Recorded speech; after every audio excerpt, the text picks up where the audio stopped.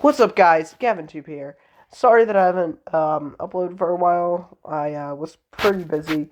But anyway, in today's video, I'm going to be ranking all the Disney Plus Marvel shows, MCU shows, from the worst to the best.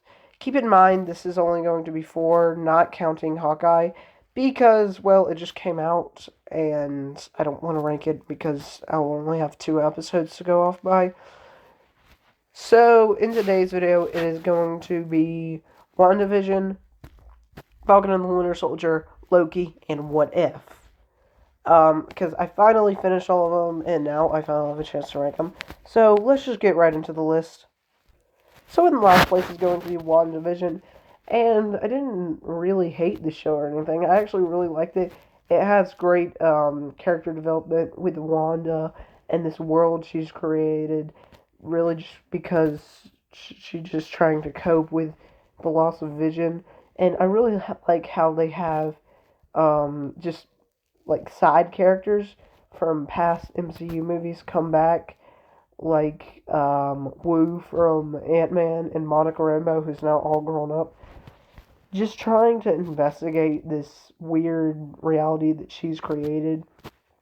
And the inclusion of the villain is pretty cool. However, I just can't wrap my head around all of that, which is where one of my problems comes in with the show.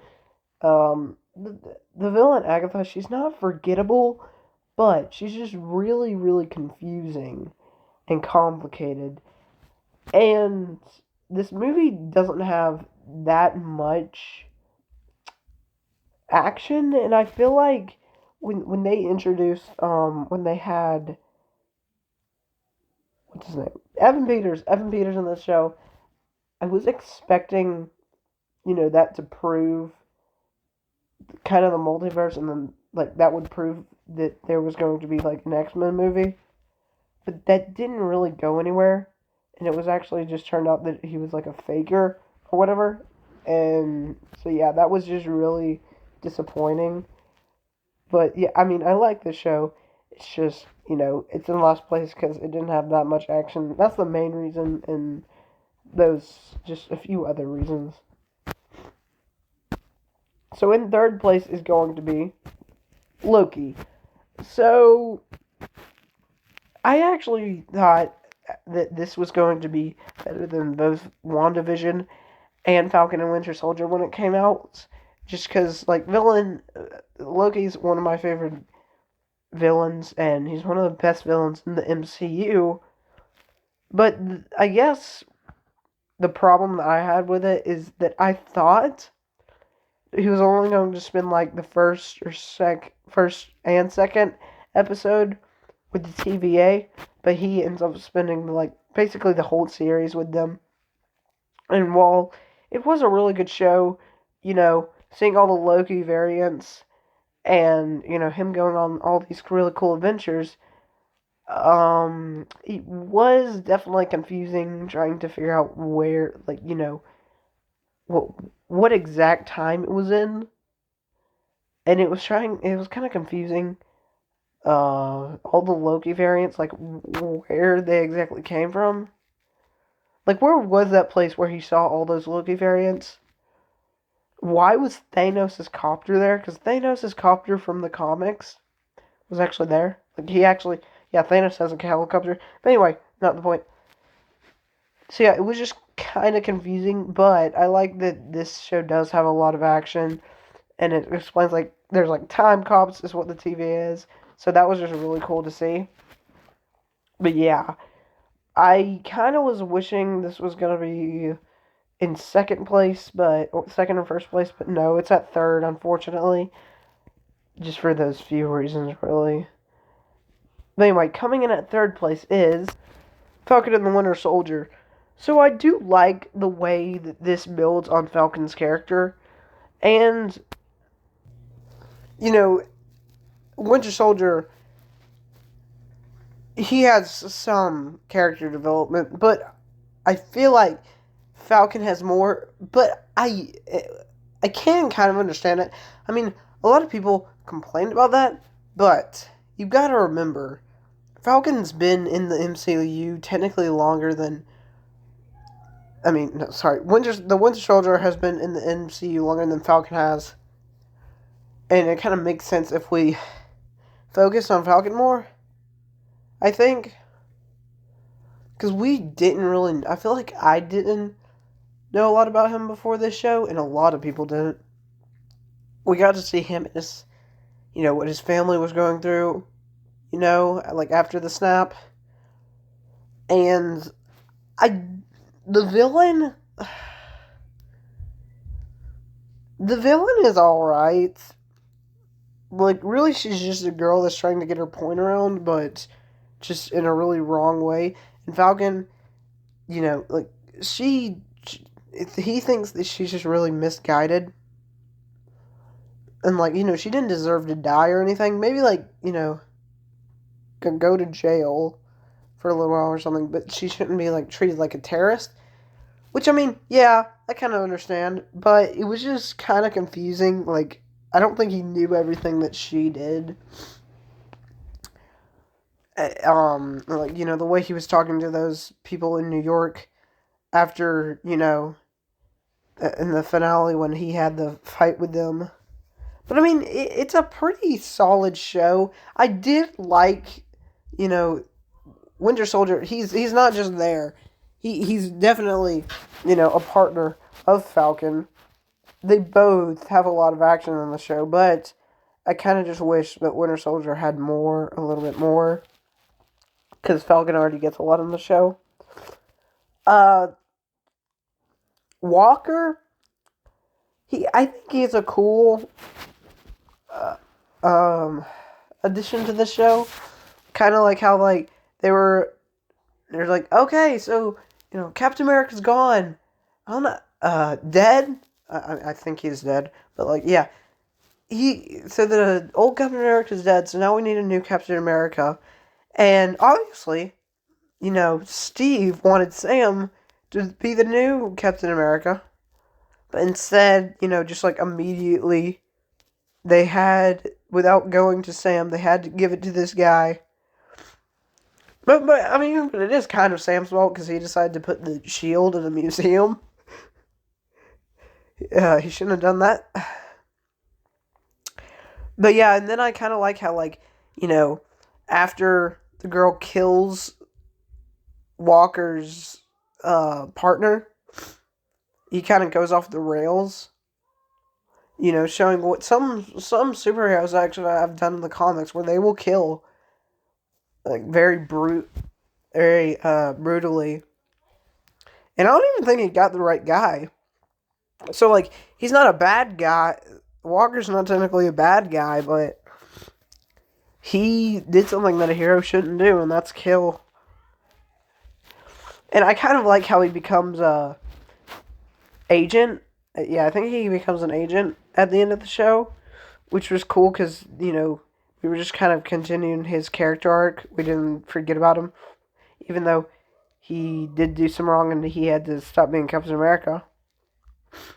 And Zemo, I honestly thought Zemo would be, like, the main villain in the show. I think he was for, like, an episode. I like this, that we saw his outfit that he wears in the comics.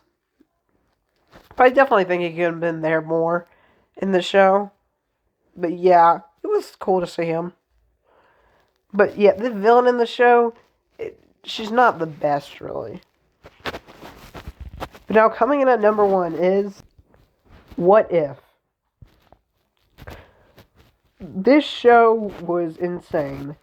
And I don't care that it was animated. In fact, I think the animation is some of the best 2D animation I've ever seen. We got Captain Carter, Steve Rogers being the first Iron Man. We got T'Challa, Black Panther, becoming Star-Lord when he was a kid, being taken from Wakanda. We got Marvel Zombies. We got Ultron, who eventually goes into the Vision body and gets all the Infinity Stones and, rules the world. We got Spider-Man as Doctor Strange, which was insane to see. And then we got Gamora as Thanos, and then just the Watcher seeing it all. And I gotta tell you, it was really, really awesome seeing all of this. And, just the way certain characters interacted with each other in certain episodes. Like, the Marvel Zombies one, it was awesome seeing the Wasp and Spider-Man really have a connection. Like, it's like they became really good friends. And it was, really cool to see. The one episode where Thor has a party on Earth and just invites, everyone in the universe. That one was awesome. It was so cool seeing all those characters, the Asgardians, the Ravengers, the Grandmaster, Howard the Duck. All of them were coming to Earth for a party that Thor had, and then, it got way too out of hand. He should have been, at Asgard, like his mother told him. And so Captain Marvel comes in and tells him where he really needs to be. And it's just, hilarious. And I love just seeing Captain Carter. That was just a really nice storyline. And I like to see, it was weird to see a prince instead becoming Star-Lord. T'Challa. Yondu instead picking him up other than Peter Quill. That was really cool to see.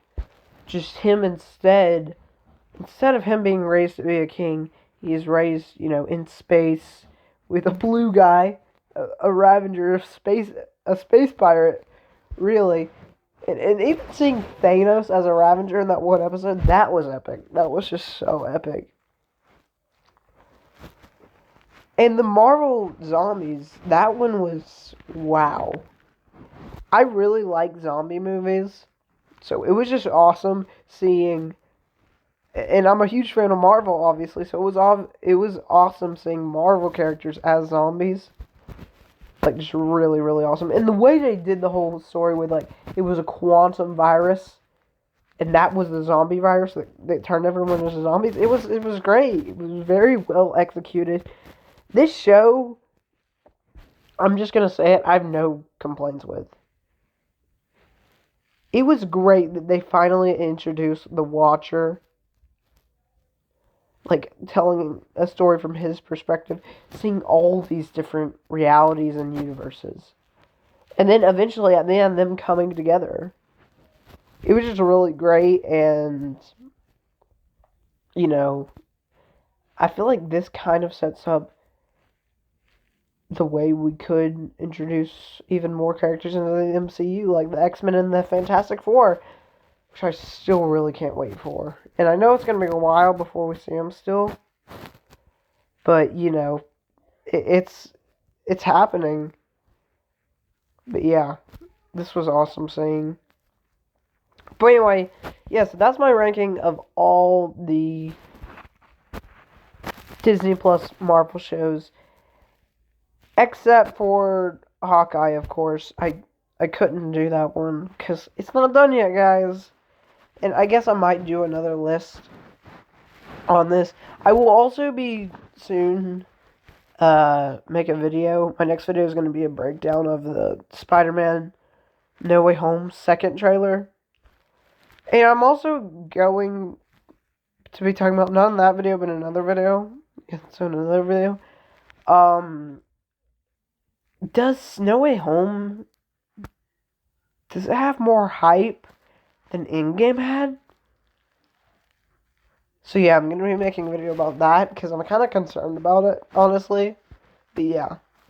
So anyway, hope you guys liked this video. Please smash that like button and subscribe if you did. However, if you didn't, then don't. Don't do that. Feel free to do whatever you want. But anyway, See you guys next time. Bye.